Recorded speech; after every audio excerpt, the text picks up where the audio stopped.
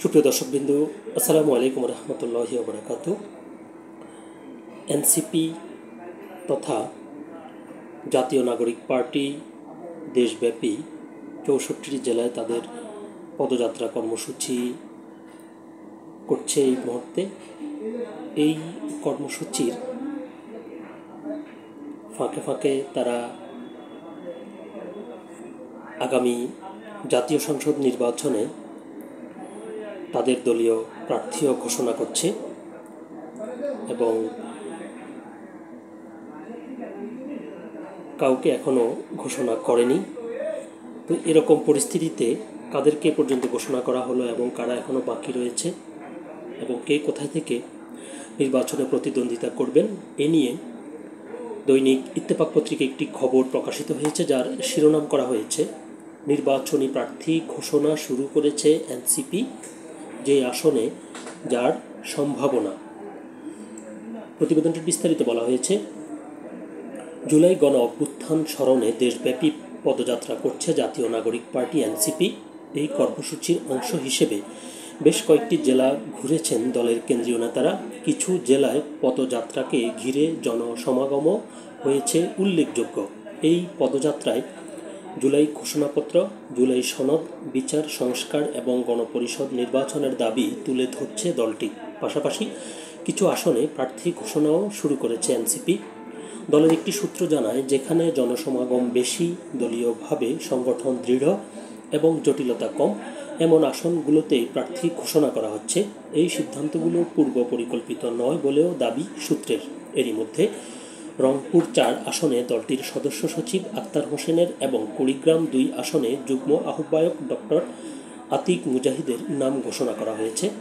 পঞ্চগড় ১ আসনে মুখ্য সংগঠক সার্জিস আলমের নাম আনুষ্ঠানিকভাবে না জানালেও তার নামে স্লোগান দেওয়া হয়েছে, যা এক ধরনের ইঙ্গিত বলে মনে করছেন সংশ্লিষ্টরা। দলটির যুগ্ম সদস্য সচিব জয়নাল আবেদিন শিশির জানিয়েছেন, যেসব আসনে একাধিক প্রার্থী নেই ও সাংগঠনিক শক্তি আছে, সেখানে নাম ঘোষণা করা হচ্ছে। আবার কোনো কোনো আসনে একক প্রার্থী থাকলেও নাম জানানো হয়নি। পরিচিতি বাড়ানো হচ্ছে কেবল, মূল লক্ষ্য সংগঠন বিস্তার।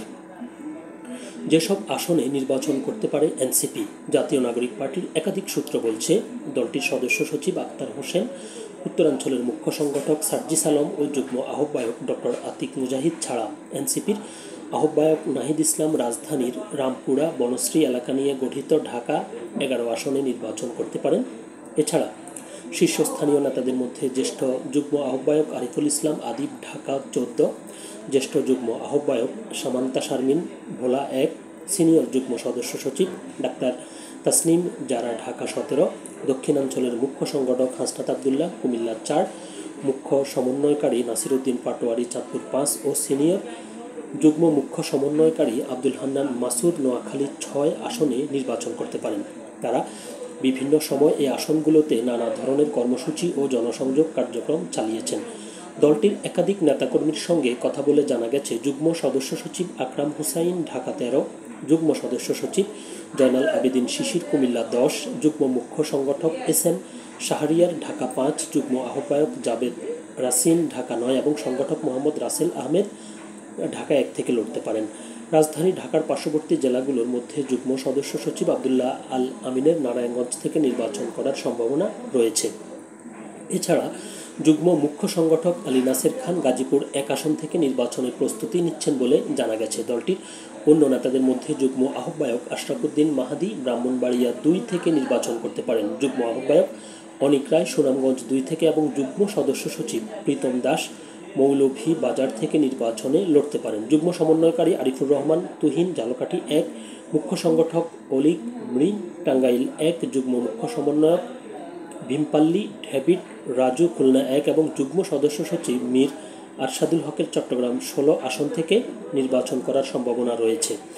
এনসিপির কেন্দ্রীয় নেতাদের মধ্যে যুগ্ম সদস্য সচিব মোল্লা মুহাম্মদ ফারুক এহসান চুয়াডাঙ্গা ১, আবু সাইদ সুজাউদ্দিন কক্সবাজারের একটি আসন, যুগ্ম মুখ্য সংগঠক সাইফুল্লাহ হায়দার টাঙ্গাইল ৩, মেজর অবসরপ্রাপ্ত আবদুল্লাহ মাহমুদ খান গাজীপুর ৩, মুখ্য সংগঠক আবু সাইদ লিয়ন নীলপামারী ৩, যুগ্ম মুখ্য সংগঠক ডাক্তার মাহমুদা মিতু বরিশাল ৫, সংগঠক আবদুল্লাহ আল মামুন ফয়সাল ভোলা ৪ আসন থেকে নির্বাচন করতে পারেন। এছাড়া অর্পিত শ্যামাদেব ও এহতেশাম হক সিলেট, যুগ্ম আহ্বায়ক নুসরাত তাবাসসুম কুষ্টিয়া 1, হাসান আলী চট্টগ্রাম 14, নির্বাহী সদস্য ফাহিম রহমান খান পাঠান নেত্রকোনা 2 আসনে লড়তে পারেন। তো প্রতিবেদনটি এই পর্যন্তই ছিল। তো যেটি বলতে হয় সেটি হচ্ছে, সত্যি কথা বলতে বাংলাদেশে আওয়ামী লীগ এবং বিএনপি যে ধারায় রাজনীতি করে, তো এনসিপি ভিন্ন একটি ধারাতে যদি রাজনীতি শুরু করে এবং তারা যদি বিশেষ করে ভোটারদের মধ্যে বিপুল সংখ্যক তরুণ ভোটার রয়েছে, যদি তাদের নির্বাচনী যে কার্যক্রম এবং ভবিষ্যতের বাংলাদেশ গড়ার যে প্রতিশ্রুতি, সেখানে তারা যদি এই তরুণদেরকে আকৃষ্ট করতে পারে, তাহলে মানে আমার কাছে মনে হয় তারাও একেবারে খারাপ করবে না।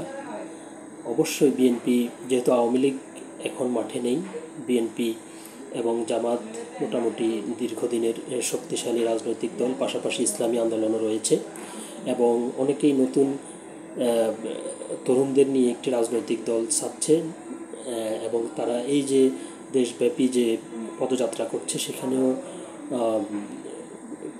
অনেক জায়গায় ব্যাপক সাড়াও পাওয়া যাচ্ছে। তো নির্বাচনে যে হিসেব নিকাশ, সেটি অবশ্যই বাস্তবতার থেকে ভিন্ন। তো শেষ পর্যন্ত শেষ হাসি কে হাসে এবং কতটুকু কি করতে পারে, সেটি আরও সময়ের সাথে সাথে আরও পরিষ্কার হবে। তো সকলে ভালো থাকবেন, সুস্থ থাকবেন, আল্লাহ হাফেজ।